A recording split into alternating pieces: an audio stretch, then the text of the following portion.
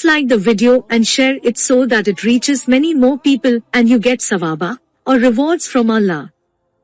This could be a sawabe jariyah or continuous reward for you long after you are gone. Volume 6, Book 60, number 251. Narrated by Said bin Jubair. I said to Ibn Abbas, Nauf al-Bukhari claims that Moses of Bani Israel was not Moses, the companion of Al-Qadir. Ibn Abbas said, Allah's enemy tells a lie. Ubay bin Ka'b narrated to us that Allah's apostle said, Moses got up to deliver a sermon before Bani Israel and he was asked, Who is the most learned person among the people? Moses replied, I am the most learned. Allah then admonished Moses, for he did not ascribe all knowledge to Allah only. Then came the divine inspiration, yes, one of our slaves at the junction of the two seas is more learned than you. Moses said, O my Lord, how can meet him? Allah said, Take a fish in a basket and wherever the fish is lost, follow it. You will find him at that place. So Moses set out along with his attendant Yusha bin Nun, and they carried with them a fish, till they reached a rock and rested there. Moses put his head down and slept. Sufyan, a sub-narrator, said that somebody other than Amra said, At the rock there was a water spring called Al-Hayat, and none came in touch with its water but became alive. So some of the water of that spring fell over that fish, so it moved and slipped out of the basket and entered the sea. When Moses woke up, he asked his attendant, Bring our early meal. 18.62.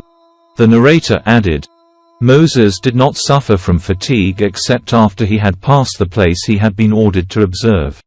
His attendant Yusha bin Nun said to him, Do you remember what happened when we betook ourselves to the rock? I did indeed forget about the fish. 18.63. The narrator added, So they came back, retracing their steps, and then they found in the sea the way of the fish looking like a tunnel. So there was an astonishing event for his attendant, and there was tunnel for the fish. When they reached the rock, they found a man covered with a garment. Moses greeted him.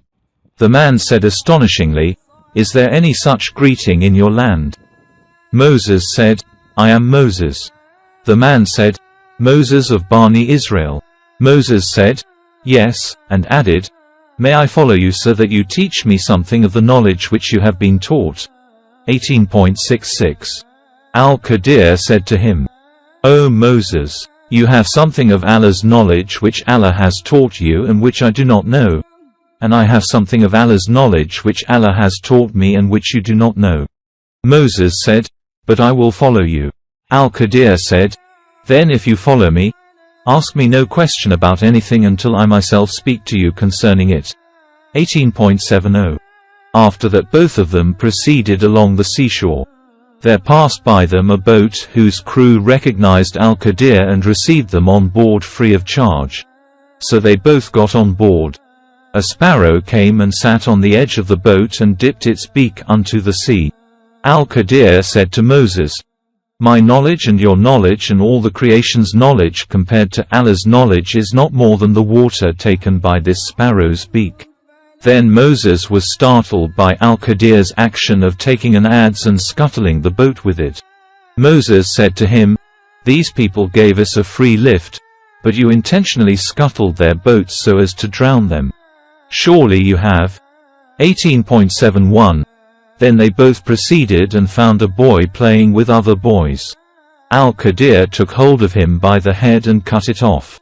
Moses said to him, Have you killed an innocent soul who has killed nobody? Surely you have done an illegal thing. 18.74. He said, Didn't I tell you that you will not be able to have patience with me up to? But they refused to entertain him as the guests. There they found a wall therein at the point of collapsing. 18.7577.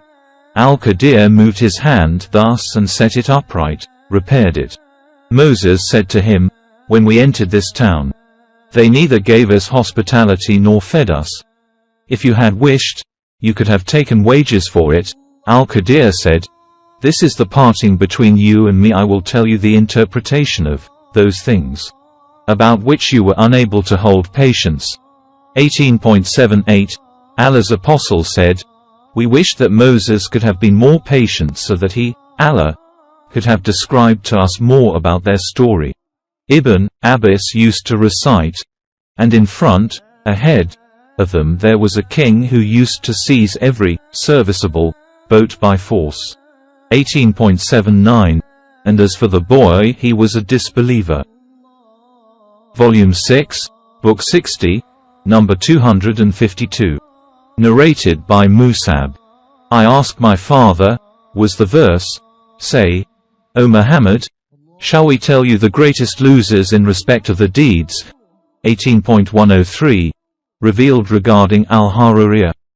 He said, "No, but regarding the Jews and the Christians, for the Jews disbelieved Muhammad and the Christians disbelieved in paradise and say that there are neither meals nor drinks therein.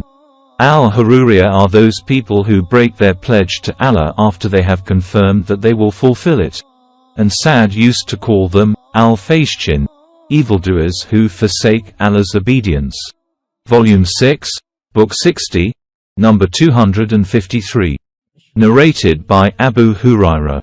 Allah's apostle said, "On the day of resurrection, a huge fat man will come who will not weigh the weight of the wing of a mosquito in Allah's sight." And then the Prophet added, "We shall not give them any weight on the day of resurrection." 18.105. Volume 6, Book 60, number 254. Narrated by Abu Sa'id al-Khudri.